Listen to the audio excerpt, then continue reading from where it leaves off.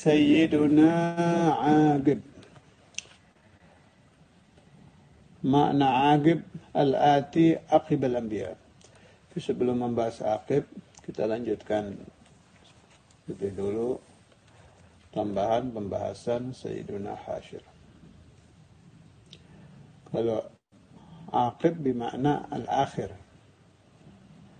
yang datang, bisa diberi makna akhir, bisa diberi makna yang datang setelah Nabi-Nabi, pada Nabi ya ba'da. Bisa diartikan, kalau bahasa Jawanya, pungkasane para nabi. Penutup sama saja sih itu, Sayyidina Agib, kemudian Khatimul Anbiya, akhir, satu makna semua itu. Akhirul Anbiya, akhirnya para nabi dan para rasul.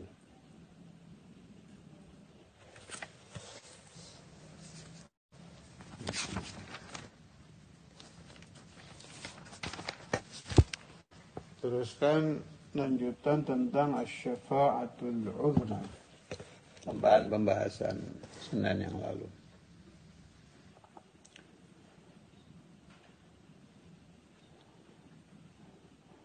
Jadi pada peristiwa asy-syafa'ah al-'uzma mungkin sudah saya bahas, tidak mengapa sedikit diulang. Bagi yang belum pernah membaca hadis ini, di hari kiamat nanti masih mendatangi nabi-nabi yang lain. Kalau saya ditanya, oke, ketika di alam dunia saya pernah membaca hadis itu, tapi watak manusia itu kalau menghadapi sesuatu yang mengagetkan, sesuatu yang menakutkan, biasanya dia lupa. Nggak bisa ngomong apa-apa, nggak bisa ingat apa-apa. Contoh kecil buat santri yang tidak pernah ceramah di depan ribuan orang, begitu naik mau ngomong apa lupa. Itu tabiatul insan. Terkadang karena ancaman, pistol atau pisau atau pedang, mau inget apa lupa. Itu bawaan insan, bashar. Sedangkan kita sudah sepakat bahwa al-ahwalu yaumal qiyamah, hal-hal yang menakutkan pada hari kiamat itu tidak bisa dikiaskan dengan ahwal fid dunya. Berlipat-lipatnya terlalu banyak, jadi tidak bisa dibayangkan. Kemudian umpama saya ditanya, bagaimana seorang yang hadir majelis taklim bisa ingat hadis ini? Jawabnya, ya diingatkan sama Allah Ta'ala. Kalau ingat dengan dirinya sendiri, sudah tidak mungkin. Ya diingatkan, itu jawabnya. Tapi sebenarnya begini ya. Sayyidina Maulana Al-Walid Al-Habib Abdullah bin Abdul Qadir Al-Faqih radhiyallahu ta'ala anhu itu mursyid kan, mursyid thariqah. Ini kalau kita taruh dulu kitab, kita pakai fatwa maha guru kita, di hari kiamat nanti itu sebetulnya ya aslinya nanti itu orang ya berkumpul dengan gurunya. Kalau Qadiriyah, asal dia diakui sebagai pengikut Syekh Abdul Qadir, ya akan berkumpul dengan Sayyidina Al-Jailani. Kalau Naqsyabandiyah, kalau dia diakui oleh Sayyidina Naqsyabandi sebagai pengikut, ya berkumpul dengan beliau. Ini cerita berkumpul ya, berkumpul. Mahsyar itu kan tempat berkumpul. Itu nanti berkelompok-kelompok itu. Saya pernah baca, kalau tidak salah juga di Tadhkirun Nas, Sayyidatuna Fatimah Az-Zahra radhiyallahu ta'ala anha itu kan kata Sayyidina Maulana Al-Walid, awwalu qutbin fil Islam. Siti Fatimah itu pertama kali ada kutub, ya beliau. Itu nanti ya kumpul dengan anak cucunya. Ya kelompok-kelompok di sana itu. Kalau orang tidak punya mursyid, tidak punya guru, yang ahlus syafa'ah sendirian. Na'udzubillah, dia masuk di dalam hadis yuhsyarul mar'u ma'aman ahab. Kalau cintanya kepada artis ya kumpulnya sama artis. Makanya saya waktu belajar itu oleh guru selalu diingatkan hati-hati dengan mahabbah, mailul galab, itu bahaya itu. Mailul galab. Kalau ada teman kita suka pelantun, nyanyian, instrumen yang enak, sampai mail, condong hatinya senang kepada fulan, pelantun lagu dangdut, sampai mail cinta kepada fulan, itu jangan pakai teori, saya lagi cari hiburan, tidak apa-apa, sekedar hiburan. Itu omongan betul untuk teori duniawi, tapi begitu hati mail ini tidak hilang loh. Kalau bahasa orang umum itu ada alam bawah sadar itu. Itu ketika dia mati, gawat itu. Nanti cintanya kepada apa, ya itu yang muncul. Di mahsyar dikumpulkan dengan yang dulu hatinya mel kepadanya. Kiaskan hal-hal lain, artis barat ke Asia, Indonesia, tokoh-tokoh yang mengagumkan sampai kita mahabbah, itu tetap hadis berlaku. Ketika mati ya ingatnya ke situ, di mahsyar yuhsyarunya dengan itu. Dah, kembali ke pembahasan. Dulu ada itu satu sayyid di Malang sini. Tidak saya sebut namanya. Lumayan alim, belajarnya di banyak pesantren dalam dan luar negeri. Dia masih hidup, Syaikhul Imam waktu itu masih hidup. Suudzon sama Sayyidina Maulana Al-Walid. Kan ada beberapa hal ihwal Syaikhul Imam yang agak aneh, kan memang iya ada. Nah, dia suudzon. Si Sayyid yang alim ini suudzon. Saya sempat bertanya sendiri ini riwayat. Jadi ini riwayat yang saya bawa ini insyaallah sahih. Sebab saya sudah bertanya langsung ke yang alami. Akhirnya dia bermimpi Gamatil qiyamah, bangkit hari kiamat, diperlihatkan padang mahsyar si Sayyid ini. Ternyata sesuai dengan yang diceritakan oleh mahaguru-mahaguru. Luasnya tidak terbatas. Keadaannya panas, matahari mendekat. Ini mirip-mirip yang diceritakan oleh para masyayikh dan yang di hadis-hadis. Dia ketakutan gitu, si pemimpi ini. Ketakutan. Nah, ketika dia berjalan, dia ketemu satu kelompok yang ada naungan. Jadi yang di hadis fi dzillillah yauma la dzilla illa dzilluh, itu memang ada itu. Kan ada itu, siapa yang mengamalkan ini maka dia fi dzillillah yauma la dzilla illa dzilluh. Itu kan yaumul mahsyar ini maksudnya. Dia akan berada di naungan Allah di hari tidak ada naungan kecuali naungan Tuhan. Siapa yang mengamalkan ini lam yamut qalbuhu yauma tamutul qulub wa lam yahzan qalbuhu yauma tahzanul qulub. Hatinya tidak akan mati ketika hati-hati orang mati, maksudnya yaumul qiyamah. Tidak akan sedih hatinya ketika hati-hati orang sedih, maksudnya yaumul mahsyar itu. Itu memang ada dan terjadi. Si pemimpi ini melihat Sayyidina Maulana Al-Walid Habib Abdullah bin Abdul Qadir Al-Jilani sedang berada di naungan yang sejuk, rindang, yang unik. Syaikhul Imam itu sedang dikipasi sama murid-muridnya di mimpi itu. Jadi persis seperti keadaannya di alam dunia itu.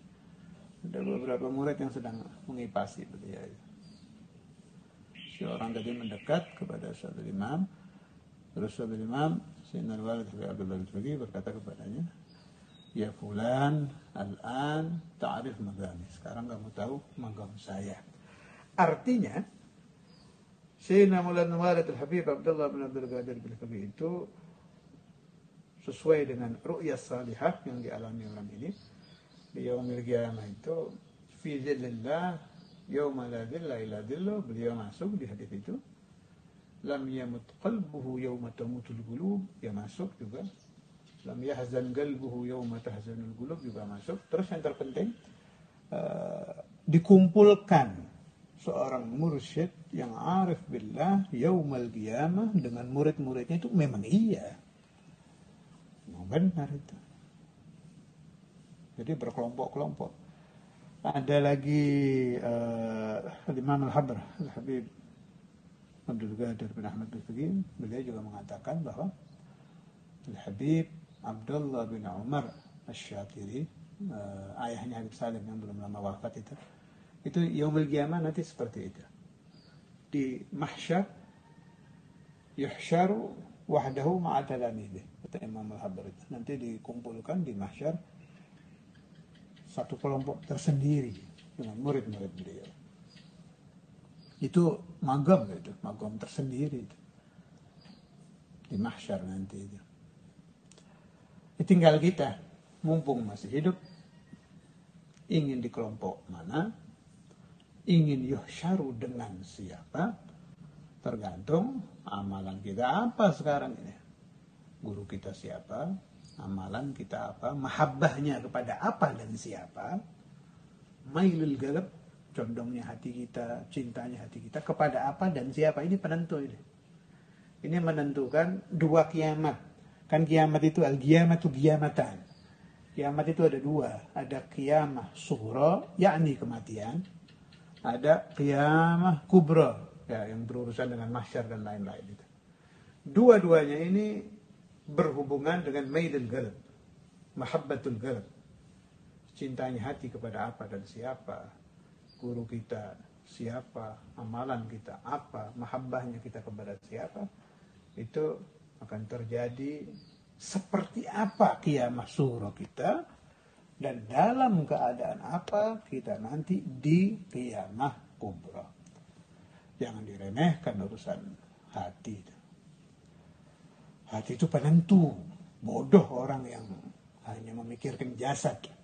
Bagaimana wajah saya biar tampan, muka saya biar cantik, hanya itu pikirannya, bodoh itu. Wala tuwalli 'anil ajsadi fa innama hiya liturbi, kata Habib Abdul Haddad. Jangan pedulikan jasad dari tanah kembali ke tanah, kata Imam Al-Haddad. Orang bisa disebut khusyuk gara-gara galab. Orang meninggal su'ul khatimah gara-gara galab. Orang menjadi wali gara-gara galab. Kenabian turunnya ke galab. Semua ini larinya ke hati. Iman galab, khusyuk galab, tadabbur galab, tafakkur galab. Orang paham ilmu, yang paham al-galab. Hafalan tersimpan di galab. Orang bisa merasakan nur, yang merasakan galab. Bisa tahu simahum fi wujuhihim min athari sujud. Faham sima dari galab, firasah galab, mukasyafah galab. Semua larinya kepada al-galab. Karena itu orang yang berakal pasti ihtimamuhu urusan al-galab, ilmu al-galab. Nah, jasad ini penyampai, perantara. Orang mendapatkan nurul galab itu memang lewat khusyuk, tapi kan ada sholatnya. Orang tadabburul Quran, tapi ada suara membacanya, ini perantara saja untuk ke sana. Jadi kembalinya itu muaranya ke hati. Mata kita ini kita pakai lihat kitab, kita pakai melihat Al-Quran, kita pakai melihat muka orang tua, muka guru, muka wali, muka orang soleh.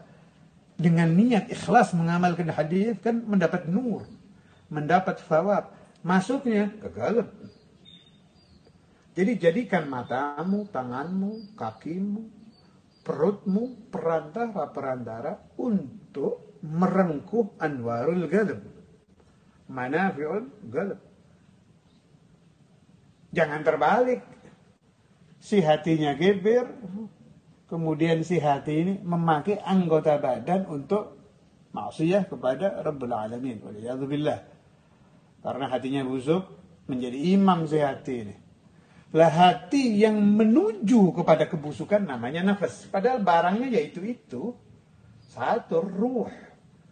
Jadi sebetulnya nafsu itu ya ruh, galab itu ya ruh. Ini satu istilahnya aja yang beda ini. Kalau bahasa tauhid a'radnya yang beda. Sifat yang masuk itu. Kalau jirimnya, zatnya, jasadnya satu, ya ruh.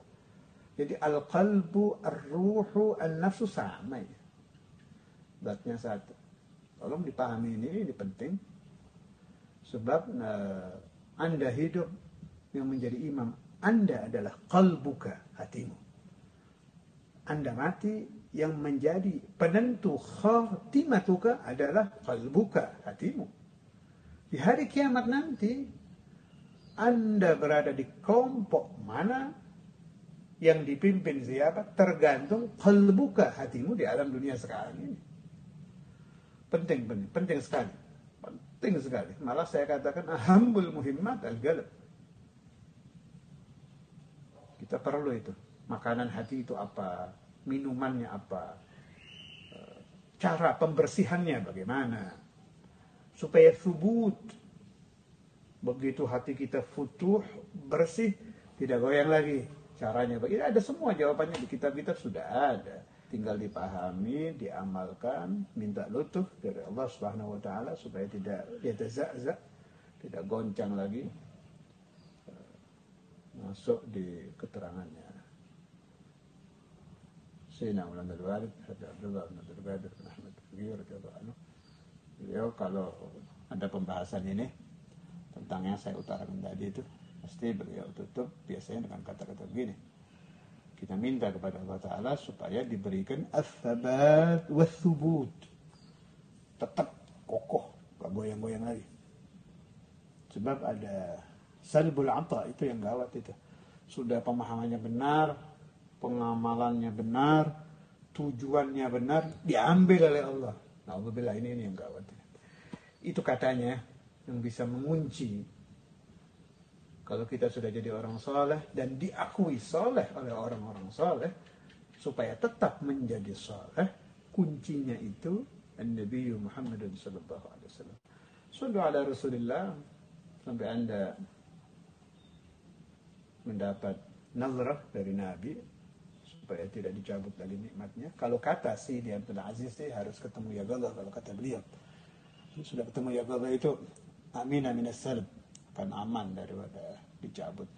Ya kelas kita sulit kan ya Allah. Jadi ya paling memohon syafaat Rasulullah sallallahu alaihi wasallam di alam dunia, qabla al-akhirah. Di akhirat sudah jelas, di alam dunia kita juga minta syafaat agar kebenaran-kebenaran yang telah kita pahami, kita alami dan kita amalkan itu tidak diambil lagi oleh Allah Ta'ala. Usahakan sampai bermimpi Rasulullah SAW disyafaati supaya tidak hilang. Dan jangan lupa juga bersyukur, asyukurulillah, memuji Allah, alhamdulillah, karena memuji Allah, bersyukur kepada Allah dan sholawat ala Nabi itu kunci nikmat supaya tidak diambil, supaya tidak hilang. Ada hadhihi niyyah wa kulli niyyatin salihatin lana wa li ahbabina wa liman sami'a kalamana hadha wa ila hadratin nabi al-Fatiha. A'udzu billahi minasy syaithanir rajim. Bismillahirrahmanirrahim. Alhamdulillahi rabbil alamin arrahmanir rahim maliki yaumiddin. Iyyaka na'budu صراط الذين غير المغضوب